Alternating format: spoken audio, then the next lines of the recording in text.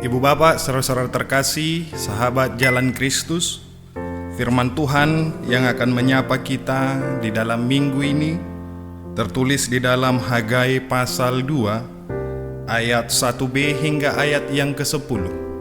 Saya akan membacakan kepada kita demikian isi dari firman Tuhan kita di minggu ini. Pada tahun yang kedua zaman Raja Darius, dalam bulan yang ke-7 pada tanggal 21 bulan itu, datanglah firman Tuhan dengan perantaraan Nabi Hagai bunyinya. Katakanlah kepada Zarubel bin Saltiel, Bupati Yehuda, dan kepada Yosua bin Zodak, imam besar, dan kepada selebihnya dari bangsa itu demikian. Masih adakah di antara kamu yang telah melihat rumah ini dalam kemegahannya semula? Dan bagaimanakah kamu melihat keadaannya sekarang? Bukankah keadaannya di matamu seperti tidak ada artinya? Tetapi sekarang, kuatkanlah hatimu, hai Zerubabel. Demikianlah firman Tuhan. Kuatkanlah hatimu, hai Yosua bin Zodak, imam besar. Kuatkanlah hatimu, hai segala rakyat negeri. Demikianlah firman Tuhan. Berjalanlah, sebab aku ini menyertai kamu. Demikianlah firman Tuhan semesta alam. Sesuai dengan janji yang telah kuikat dengan kamu pada waktu kamu keluar dari Mesir, dan Roh Kudusku tetap tinggal di tengah-tengahmu. Janganlah takut, sebab beginilah firman Tuhan semesta alam. Sedikit waktu lagi maka aku akan menggoncangkan langit dan bumi, laut dan darat. Aku akan menggoncangkannya segala bangsa, sehingga barang yang indah-indah kepunyaannya segala bangsa datang mengalir. Maka aku akan memenuhi rumah ini dengan kemegahan, firman Tuhan semesta alam. Kepunyaanku lah perak dan kepunyaanku lah emas. Demikianlah firman Tuhan semesta alam. Adapun rumah ini, kemegahannya yang kemudian akan melebihi kemegahan yang semula, firman Tuhan semesta alam. Dan di tempat ini aku akan memberi damai sejahtera. Demikianlah firman Tuhan semesta alam. Saudara-saudara terkasih, sahabat Jalan Kristus, pernahkah kita berkata di dalam hati atau berdoa di dalam doa kita, Tuhan, aku tidak meminta hidup yang mewah, aku cuma ingin hidup yang tenang. Tenang di dalam rumah tanggaku, tenang di dalam pekerjaanku, tenang dalam menjalani hari esok. Walaupun hari esok mungkin belum kita tahu bagaimana keadaannya. Saudara-saudara, banyak pasangan muda juga memulai pernikahannya dengan cinta yang begitu besar. Ketika menikah, mereka melakukan pesta-pesta yang sungguh sangat luar biasa. Ada foto-foto prawedding yang sangat indah, bahkan video-video sinematik yang sangat romantis. Tetapi pelan-pelan kita melihat ternyata rumah tangga dengan mengandalkan cinta yang romantis itu tidak otomatis melahirkan damai sejahtera di tengah-tengah keluarga yang baru saja kita bangun. Di awal-awal pernikahan, kita akan dimulai dengan episode-episode di mana tagihan listrik, tagihan internet, dan lain sebagainya mulai datang di dalam kehidupan kita yang baru. Ada juga berbagai macam persoalan-persoalan yang mungkin akan kita hadapi setiap bulannya. Dan inilah yang kita katakan tadi, ternyata mengandalkan cinta saja tidak cukup. Bahkan di awal-awal rumah tangga, di masa-masa tahun pertama hingga tahun kelima rumah tangga itu akan cenderung jatuh dengan persoalan-persoalan yang mungkin persoalan kecil, tetapi bisa menjadi seolah persoalan besar di tengah-tengah keluarga. Itu mungkin karena kelelahan, di mana ada hal-hal yang baru yang sebelumnya ketika sendiri tidak dihadapi, kini dihadapi. Hal-hal yang membuat hati kita merasa lelah sehingga terjadi kerusakan-kerusakan keharmonisan, damai sejahtera di tengah-tengah kehidupan kita. Di sisi yang lain, banyak anak muda bangun pagi dengan dada yang sesak, bukan karena tidak punya mimpi, tetapi karena bingung harus melangkah kemana, di mana dunia saat ini dapat berubah sangat cepat. Lowongan kerja ada sangat banyak, tetapi syaratnya sangat tinggi. Pilihan banyak, tetapi kepastian semakin sedikit kita temukan di dalam perjalanan hidup pada saat ini. Kita hidup di zaman yang saat ini ramai, cepat, namun bising dengan penilaian dan rating-rating yang ada di Google. Tetapi damai sejahtera justru menjadi hal yang langka di zaman saat ini. Di tengah kondisi seperti inilah firman Tuhan berbicara bagi kita di minggu ini, yaitu Allah memberikan damai sejahtera. Bukan damai yang palsu, bukan damai karena semua masalah hilang dalam kehidupan kita, tetapi damai yang berdiri teguh di tengah ketidakpastian hidup yang saat ini kita hadapi. Sahabat Jalan Kristus, firman Tuhan, kitab Hagai ini ditulis di tahun 520 sebelum Masehi, ketika umat Israel baru saja pulang dari pembuangan Babel. Secara kasat mata, mereka sudah kembali ke tanah leluhur. Mereka bebas dari penjajahan yang secara langsung mereka rasakan selama itu. Namun secara batin, ekonomi mereka sedang porak-poranda. Tanahnya rusak, masa depannya tidak pasti. Iman mereka ibarat kue talam yang digoyang sedikit langsung retak, langsung rusak. Yang paling menyakitkan, Bait Allah sebagai simbol kehadiran Tuhan yang mereka percaya, yang mereka imani, itu belum dibangun. Dan ketika akhirnya pun harus dibangun, pembangunannya dimulai, muncul masalah baru. Bait Allah yang sedang dibangun itu jauh lebih kecil dibandingkan dengan bait Allah yang mereka lihat, mereka saksikan di masa yang lampau. Bait Allah yang dibangun di masa Salomo jauh lebih megah dari bait Allah yang mereka bangun saat itu.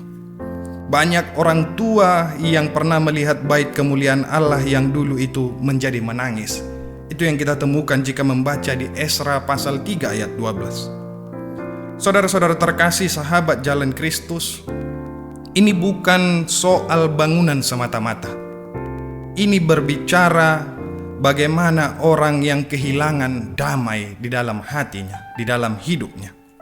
Mereka pulang, tapi hati mereka belum benar-benar pulih. Bukankah hal yang demikian yang dialami bangsa Israel sedikit mirip-mirip dengan banyak kejadian, banyak persoalan yang kita hadapi di hari-hari ini? Sudah menikah, tapi belum ada damai sejahtera. Sudah bekerja, tetapi hidupnya masih tetap saja gelisah. Jadi orang Kristen, tetapi cemasnya sungguh sangat berlebihan. Mari kita lihat firman Tuhan bagi kita di minggu ini. Apa yang ingin disampaikan bagi kita? Yang pertama ingin disampaikan, ketika damai terganggu oleh perbanding-bandingan yang sering kita buat di dalam hidup kita. Itu yang kita temukan jika kita membaca sepanjang ayat 1 hingga ayat 3 firman Tuhan kita. Di ayat yang ketiga dikatakan, siapakah di antara kamu yang masih hidup, yang pernah melihat rumah ini dalam kemuliaannya yang dahulu? Kitab Hagai pasal 2 ini dimulai dengan pertanyaan yang menuntut kejujuran bagi pendengarnya. Masalah utama umat bukan kekurangan sumber daya, tetapi di mana ada hati yang terluka karena melakukan perbanding-bandingan, membandingkan yang lampau dengan yang sekarang, membandingkan dirinya dengan diri orang lain, membandingkan hidupnya dengan hidup sesama manusia.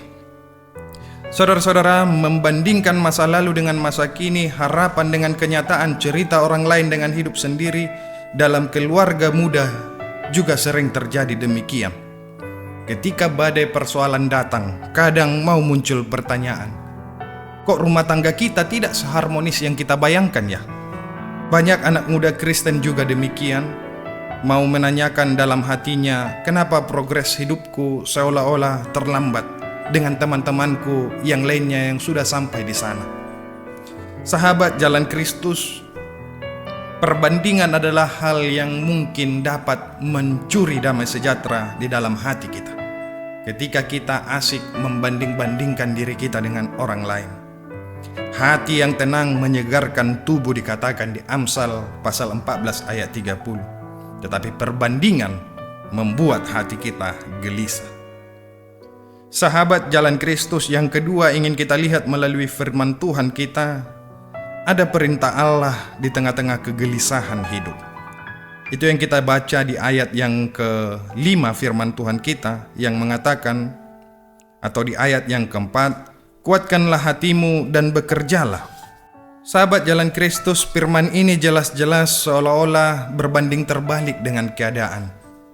Di tengah kejujuran hati yang dituntut, yang mereka rasakan adalah pahit, getirnya, sesaknya kehidupan yang hancur ketika itu, tetapi justru berbeda dengan yang dituntut Allah dari mereka. Tetapi justru disitulah kita melihat bagaimana Allah mengajak bangsa Israel untuk menguatkan hati. Hal yang menguatkan hati di tengah kesesakan inilah yang ingin kita perdalam melalui firman Tuhan kita. Coba kita bayangkan jika ada keluarga atau diri kita mungkin yang pernah berduka, mengalami duka, saat ada keluarga yang datang memberikan kata-kata penghiburan bagi kita. Tentu secara batin itu sangat bertolak belakang. Apapun yang dikatakan keluarga kita mungkin itu akan sulit kita terima selaku orang yang sedang kehilangan. Tetapi bagaimanapun kata-kata penghiburan itu harus disampaikan bagi kita.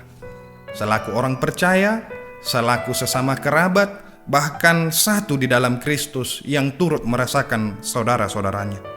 Justru dalam keadaan demikianlah kita ingin melihat bahwa Allah menyuruh kita untuk menguatkan hati, bukan harus keadaannya berubah dulu. Orang tua kita, keluarga kita memang harus pergi menghadap Tuhan. Tetapi kita harus segera berubah, jangan larut dalam duka kita. Dan damai sejahtera tidak selalu harus lahir dari situasi yang tenang, tetapi dari hati yang mau dipegang dan dirangkul oleh Allah. Coba kita bayangkan lagi, saudara-saudara terkasih, jika keadaan tidak berubah, apakah kita memang harus tetap larut dalam keadaan tersebut? Dan bagaimana caranya kita untuk bangkit kembali jika kita tetap terpuruk dalam duka-duka kita? Sahabat jalan Kristus, bagi keluarga muda juga demikian. Damai tidak datang setelah semua masalah selesai dulu ditangani. Damai hadir ketika pasangan belajar untuk berjalan bersama-sama Tuhan. Damai bukan semata-mata hasil dari kepastian karir yang mungkin akan kita jalani ke depan. Damai adalah keberanian bagi kita untuk melangkah bersama-sama dengan Allah di dalam keluarga kita. Mazmur 37 ayat 5 mengatakan, serahkanlah hidupmu kepada Tuhan dan percayalah kepadanya. Yang ketiga yang ingin kita lihat melalui firman kita di ayat yang ke-5 dan ke-6 dikatakan, sumber damai sejati adalah dari Allah. Sebab aku menyertai kamu, rohku tinggal di tengah-tengahmu, dikatakan. Inilah pusat dari khotbah ini. Damai sejahtera bukan hasil usaha manusia, tapi buah dari kehadiran Allah di tengah-tengah kehidupan kita. Umat Israel takut karena merasa kecil dengan setiap persoalan yang mereka hadapi. Dan sebenarnya persoalan itu memang sangat kecil di hadapan Allah. Tetapi Tuhan menjawab mereka melalui firman ini, aku masih di sini. Ingatlah, keluarga menjadi tangguh bukan karena bebas dari masalah, tetapi karena Allah hadir di tengah konflik yang terkadang datang menghempas keluarga kita. Dan yang keempat yang ingin dikatakan melalui firman ini di ayat 7 dan 8, damai di tengah goncangan. Aku akan menggoncang langit dan bumi. Firman ini terdengar menakutkan, menggoncang langit dan bumi. Tetapi memang harus demikianlah digambarkan bagi orang Israel dengan keadaan mereka yang dihadapi ketika itu. Tetapi justru dari persoalan bangsa Israel itu jugalah sekalian kita ingin melihat bahwa ada pengharapan besar yang sedang ingin ditunjukkan Allah bagi umat Israel, terlebih bagi kita yang mendengarkan firman Tuhan di dalam minggu ini, di mana goncangan hidup bukan tanda Tuhan telah pergi, tetapi justru tanda Tuhan sedang bekerja di dalam hidup kita. Saudara-saudara, zaman boleh berubah cepat, teknologi boleh semakin canggih, ekonomi global dan nasional boleh tidak stabil. Namun damai sejahtera bagi orang percaya tidak boleh hanya tergantung dalam stabilitas keadaan dunia saat ini, melainkan pada firman Tuhan, kesetiaan Allah yang akan senantiasa membersamai kita, memberikan kebijaksanaan dan damainya dalam kehidupan kita melewati apapun keadaan ke depan yang mungkin belum kita ketahui. Yohanes 14 ayat 27 dikatakan, damai sejahteraku kuberikan kepadamu. Saudara-saudara, yang kelima yang ingin kita petik kembali poin-poin penting dalam firman ini, di ayat ke-9 dikatakan, Allah lebih besar dari kekurangan kita. Kepunyaankulah perak dan emas. Tuhan ingin berkata, masalahmu bukan kekurangan sumber daya, tapi lupa bahwa aku pemilik segalanya. Sahabat Jalan Kristus, dalam rumah tangga, kekurangan uang tidak berarti itu otomatis ingin mengatakan kita kekurangan berkat Tuhan. Dalam hidup anak muda, belum punya pekerjaan bukan berarti kita tidak punya masa depan. Tetapi kita diperlengkapi Allah dengan akal dan pikiran, tenaga, tangan dan kaki. Apakah kita sudah mempergunakan karunia-karunia ini, berkat-berkat jasmani ini secara maksimal? Apakah teknologi yang kian canggih yang dapat kita akses saat ini sudah kita pergunakan dengan maksimal? Sahabat Jalan Kristus, kita tidak kekurangan apa yang kita perlukan untuk tetap survive dalam kehidupan ini. Semuanya sudah dilengkapi Allah dengan berbagai karunia. Tetapi yang jadi pertanyaan bagi kita, apakah kita sudah serius, sudah konsisten dengan tekad dan semangat yang kuat dan yang bulat, tidak gampang menyerah? Jika kita katakan ya, maka selebihnya marilah kita serahkan kepada Tuhan. Filipi 4 ayat 19 mengatakan, Allahku akan memenuhi segala keperluan. Yang terakhir di ayat ke-10 kita melihat ada janji Allah dan damai sejahtera. Di tempat ini aku akan memberikan damai sejahtera. Inilah yang menjadi berita sukacita bagi kita di minggu yang berbahagia ini. Salam Allah, damai sejahtera. Damai yang bukan berarti tanpa luka, tetapi melalui luka yang disentuh Allah, kita diberikan damai, kita diberikan pengharapan, kita diberikan hikmat dan kebijaksanaan. Secara iman Kristen, janji Allah ini juga sudah dinyatakan di dalam diri anaknya Yesus Kristus, yang mati, bangkit, menebus kita, menyelamatkan kita. Efesus 2 ayat 14 dikatakan, Ia adalah damai sejahtera kita. Yesus tidak datang membawa hidup tanpa salib, tetapi di mana damai itu datang di dalam salibnya, di dalam pengorbanannya. Sahabat Jalan Kristus, jika hari ini rumah tanggamu sedang belajar bertahan, hatimu gelisah memikirkan masa depan, hidupmu terasa penuh dengan tanda tanya, ingatlah firman Tuhan bagi kita di dalam minggu ini. Allah tidak hanya memberikan solusi di dalam hidupmu, di dalam setiap persoalan, tetapi juga Allah memberikan damai sejahtera di dalam keluargamu. Damai yang tidak tergantung dari berapa banyak saldo di rekening, tidak tergantung dari bagaimana pekerjaanmu, statusmu saat ini, tetapi damai yang lahir dan hadir di dalam hati kita, keluarga kita, melalui Yesus Kristus, yang telah menanggung dosa-dosa dan menyelamatkan kita. Maka mari kita bawa firman ini dalam keluarga kita. Tuhan ada di tengah-tengah keluarga kita. Tuhan ada di tengah-tengah pekerjaan kita. Tuhan ada di tengah-tengah pergumulan kita. Dan di sanalah Ia berada, bukan di tempat-tempat yang sempurna, yang aman, yang bahagia saja. Allah juga hadir di setiap persoalan kita. Allah memberikan damai sejahtera bagi kita. Amin.